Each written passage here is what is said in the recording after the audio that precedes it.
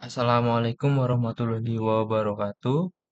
Perkenalkan, nama saya Tri Sakti Ardika, NPM 2257051012 dari kelas CD. Baik, kali ini saya akan menjelaskan tugas 3 dari mata kuliah robotik, yaitu DC motor.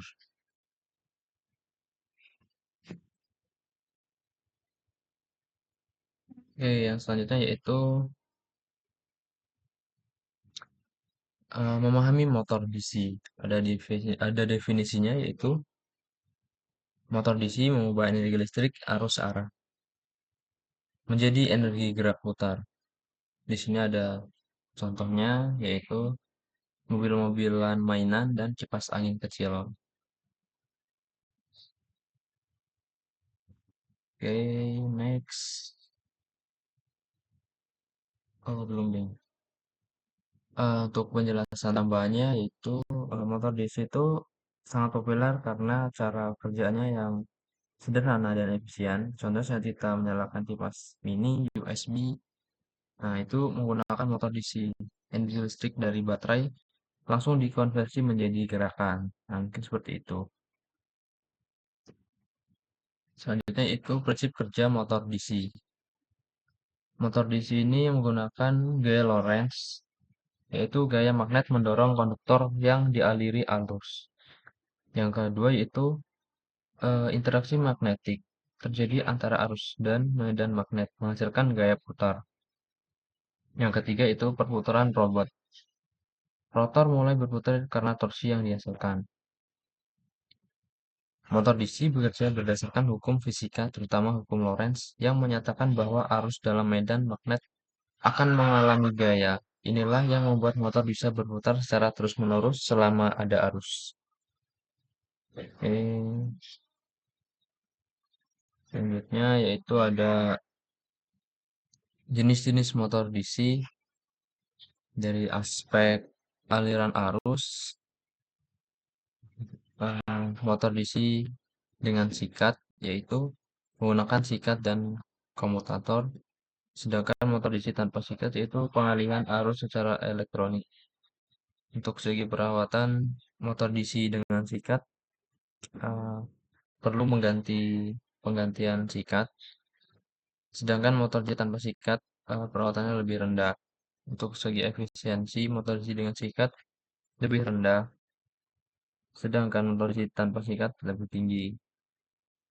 Untuk untuk umur pemakaiannya, burst DC motor lebih pendek, sedangkan motor DC tanpa sikat lebih panjang.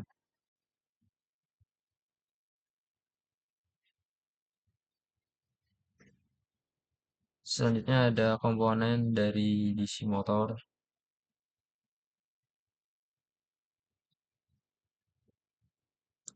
Yang pertama itu ada stator. Stator ini bagian dalam berisi magnet tetap atau kumparan. Nah, seperti ini kurang lebih gambarnya. Selanjutnya ada rotor atau armatur, bagian yang berputar dengan membawa arus listrik. Yang ketiga itu ada komutator dan sikat, menghubungkan arus listrik ke rotor khusus dengan sikat. Yang terakhir ada poros atau shaft, berfungsi untuk menyalurkan gerak putar ke sistem mekanik. Masing-masing komponen ini punya peran penting. Tanpa stator dan rotor yang bekerja bersamaan, motor tidak bisa berfungsi. Sikat dan komutator hanya ada pada motor tertentu, sedangkan motor brushless menggunakan kontrol elektronik. Oke, selanjutnya yaitu kelebihan dan kekurangan motor DC. Yang pertama ada kelebihan. Untuk kelebihannya yaitu mudah dikendalikan kecepatannya, torsi awal lebih tinggi penting untuk mengangkat beban, murah dan mudah didapat. Sedangkan kekurangannya yaitu sikat cepat aus, perlu perawatan dan kurang efisien dibanding motor brushless. Kecepatan motor DC bisa diatur dengan mengubah tegangan atau menggunakan BWM. Namun dalam jangka panjang, perawatan pada motor sikat bisa merepotkan, terutama di sistem otomatis yang sulit dijangkau. Yang selanjutnya itu aplikasi motor DC dalam robotika. Dalam penggerak rodanya untuk mobil, robot bergerak, sedangkan dengan robotik mengendalikan eh, sendi atau aktuatornya. Untuk sendi humanoid meniru gerakan manusia.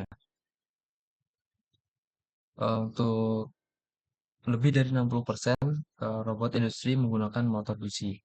Motor DC banyak digunakan karena bisa dikendalikan dengan mudah dan responsif terhadap perintah. Bahkan pada robot humanoid canggih seperti Asimo atau robot buatan Boston, dinamis kondisi tetap digunakan di beberapa bagian sendi. Oke, untuk kesimpulan dan langkah selanjutnya, motor DC sangat penting dalam dunia robotika.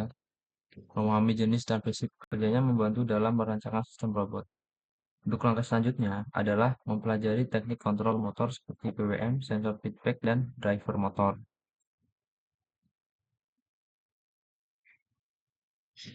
Eh, Mungkin jika kita ingin memahami robotika, memahami motor DC adalah dasar yang penting ya untuk kedepannya. Kita bisa belajar cara mengontrolnya menggunakan Arduino atau microcontroller lain, serta menggabungkan dengan sensor untuk membuat sistem robot yang cerdas. Mungkin itu saja yang dapat saya sampaikan. Kurang lebihnya saya mohon maaf. Saya Iri. Wassalamualaikum warahmatullahi wabarakatuh.